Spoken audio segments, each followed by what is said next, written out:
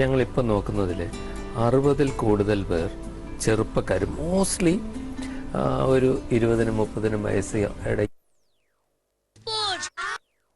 നിന്ന് വീഴുന്നത്, അല്ലെങ്കിൽ മരത്തിൽ നിന്ന്, അല്ലെങ്കിൽ കൺസ്ട്രക്ഷൻ സൈറ്റിൽ നിന്ന് നട്ടെല്ല് തടരുന്നു. ഓൾ ഓഫ് എ സഡൻ ഒരു 2 കാലം പാരലൈസ്ഡ്. ഒരു വ്യക്തിയുടെയും ആ കുടുംബത്തിൻ്റെ ഒട്ടാകെയും അത് മുതലുള്ള ജീവിതം എങ്ങനെ മാറി മറിയുന്നു.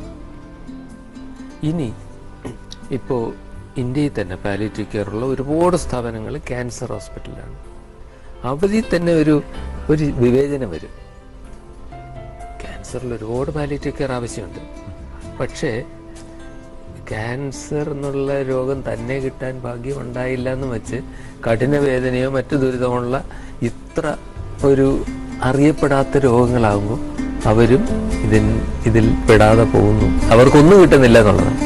അടുത്ത കാലത്തൊരു സർവേ തന്നെ വന്നിരുന്നു, ഇന്റർനാഷണൽ സർവേ തന്നെ വന്നിരുന്നു. കേരളം ഈ പാലിയേറ്റീവ് കെയറിൽ ഏറ്റവും മികച്ചതാണ്. ഇന്ത്യ അത്രയും മികച്ചതല്ല, മോശമാണെങ്കിലും കേരളം മികച്ചതാണ് എന്ന തരത്തിലുള്ള വന്നിരുന്നു. പക്ഷേ ഡോക്ടർ തുടക്കത്തിൽ സൂചിപ്പിച്ച, പക്ഷേ കേരളത്തിൽ അത്രത്തോളം മെച്ചപ്പെട്ടിട്ടില്ല എന്നിരുന്നു. അങ്ങനെയാണോ? ഈ പറഞ്ഞത് ശരിയാണ്. ഞാൻ ഈ രാവിലെ ഇരുന്ന് വളരെ നെഗറ്റീവായിട്ട് പെസിമിസ്റ്റിക് ആയിട്ട് ചിന്തിക്കുകയായിരിക്കും.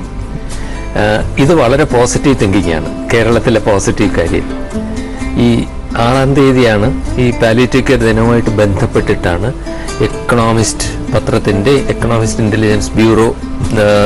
ഇന്റലിജൻസ് യൂണിറ്റ് അത് പുറത്തുവിട്ടത്. കേരളത്തിനെ പറ്റി എടുത്തു പറഞ്ഞിട്ടുണ്ട്. ഒരു ബീക്കൺ, ഒരു വെള്ളി വെളിച്ചം എന്ന് പറയാം ഭാരതത്തിലെ സീനിലെ. അതിൻ്റെ ബാക്കിയും കൂടെ നോക്കിയാൽ 80 രാജ്യങ്ങളെ സ്റ്റഡി ചെയ്തതിൽ ഇന്ത്യ 67ആണ്. Quality of dying. ഞങ്ങൾ സാധാരണ രോഗികളൊക്കെ ഈ മരണത്തിനെ പറ്റിയൊക്കെ സംസാരിക്കും. അവരുടെ ജീവിതാവസാനത്തിനെ പറ്റി വരുമ്പോൾ ഭയം എത്രത്തോളം ഉണ്ടെന്ന് ചോദിക്കുമ്പോൾ കുറേ അധികം പേരുവാണെന്ന് മരിക്കാൻ ഭയമൊന്നുമില്ല, പക്ഷേ കഷ്ടപ്പെടാൻ വയ്യ, ഒരു ഭാരമാവാൻ വയ്യ, ഇതൊക്കെയാണ് ആളുകൾ പറയുന്നത്. അപ്പോൾ രോഗവും ചികിത്സയും കൊണ്ടുള്ള കഷ്ടപ്പാടും ഒക്കെയാണ് ആളുകളെ വിഷമിപ്പിക്കുന്നത്. അപ്പോൾ അതിനുള്ള സപ്പോർട്ടാണ് നമ്മുടെ നാട്ടിലില്ലാത്തത്. ഈ കേരളത്തിലുണ്ടല്ലോ, ഇവർ പറയുന്നത് ശരിയാണ്. 170-ഓളം സ്ഥാപനങ്ങളിൽ കേരളത്തിൽ ഈ മോർഫിനൊക്കെ ലഭ്യമാണ്. നമ്മുടെ 900+ പഞ്ചായത്തുകളിലും ഒരു നഴ്സെങ്കിലും ഉണ്ട് പാലിയേറ്റീവ് കെയറിൽ പരിശീലനം ലഭിച്ചവർ. അത് ചെറിയ കാര്യമല്ല, വലിയ കാര്യം തന്നെയാണ്. പക്ഷേ അവിടെ അല്പം ലോപ്പ് സൈഡഡ് ആയിപ്പോയത് വലിയ ആശുപത്രികളിൽ പാലിയേറ്റീവ് കെയറിൽ. അപ്പോൾ എന്താണെന്ന് വെച്ചാൽ ഒരാളുടെ രോഗവും ചികിത്സയും എല്ലാം കൂടെ ഒരു 1.5 വർഷം അങ്ങ് നീണ്ടു നിൽക്കുകയാണെങ്കിൽ ഈ 1.5 വർഷവും കഷ്ടപ്പെട്ടിട്ട് അവസാനത്തെ 3 ആഴ്ച നമ്മൾ പോയി സ്നേഹവും ശുശ്രൂഷയൊക്കെ വാരിക്കോരി കൊടുക്കുമ്പോൾ അവിടെ ഒരു അസാംഗത്യമുണ്ട്. അപ്പോൾ ഇത് ഞാൻ താങ്ക് യു ഫോർ പോസിറ്റീവ് ഭാഗം കൊണ്ടുവന്നതിന് നന്ദി. അതെ, കേരളം എടുത്തു പറയേണ്ട കാര്യമാണ്. നമുക്കതൊരു വലിയ ചുമതല കൂടെയാണ്. ഇന്ത്യയിലെ പാലിയേറ്റീവ് കെയർ സ്ട്രാറ്റജി അവിടെ നിന്ന് ചർച്ച ചെയ്യുമ്പോൾ പോലും അവർ പറയുന്നത് നമുക്ക് കേരളം ചെയ്യുന്ന പോലെ ചെയ്യാം. അതിൻ്റെ കൂടെ പറയും, അയ്യോ കേരളം പിന്നെ അങ്ങ് വളരെ അഡ്വാൻസ് സ്റ്റേറ്റാണ്, നമുക്ക് എല്ലായിടത്തും അതുപോലെ പറ്റില്ല, എന്നാലും അതുപോലെ നോക്കാം. ഇത് നമുക്കൊരു റെസ്പോൺസിബിലിറ്റിയാണ്.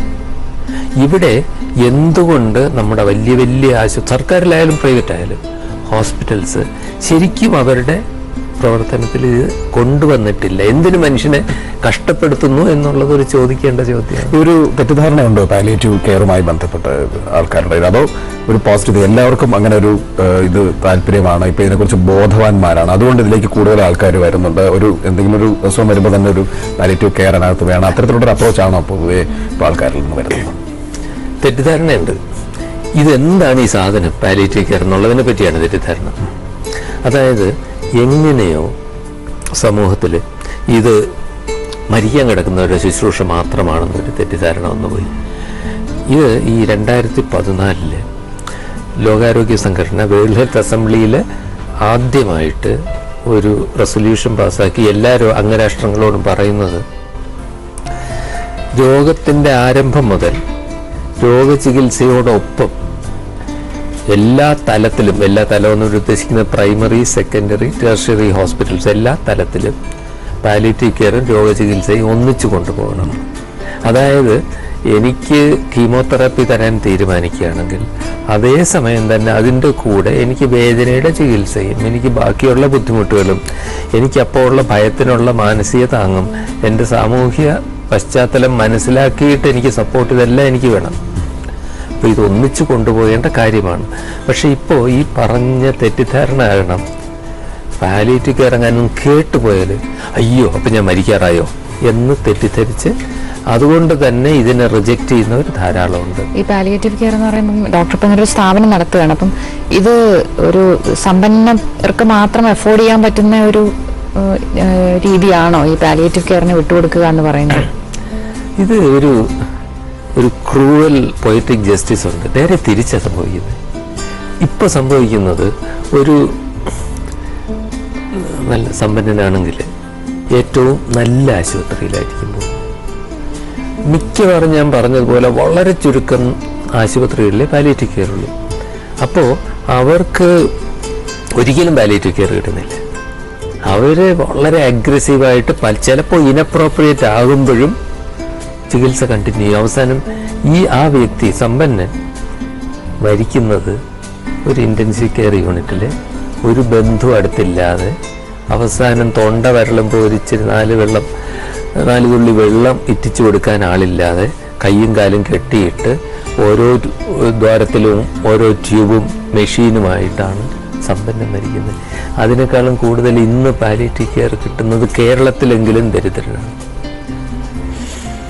തീർച്ചയായും വളരെ പ്രധാനപ്പെട്ട ചില കാര്യങ്ങളാണ് ഡോക്ടർ രാവിലെ വന്ന് പ്രേക്ഷകർക്ക് മുന്നിൽ കാര്യങ്ങൾ പങ്കുവച്ചു. തീർച്ചയായും ഒരുപാട് തെറ്റിദ്ധാരണകളുള്ള ഒരു മേഖല കൂടിയാണ്. ഒരു തെറ്റിദ്ധാരണ അല്പമെങ്കിലും മാറാൻ ഈ താങ്കളുടെ ഈ നിർദ്ദേശങ്ങളും അഭിപ്രായങ്ങളും സാധിച്ചു എന്ന് ഞങ്ങൾ പ്രതീക്ഷിക്കുന്നു. വളരെ നന്ദി ശ്രീ ഡോക്ടർ രാജഗോപാൽ അവസരത്തിൽ വന്നത്. Very much. ഇനി നമുക്ക് പോകാം ISL വിശേഷങ്ങളിലേക്ക്.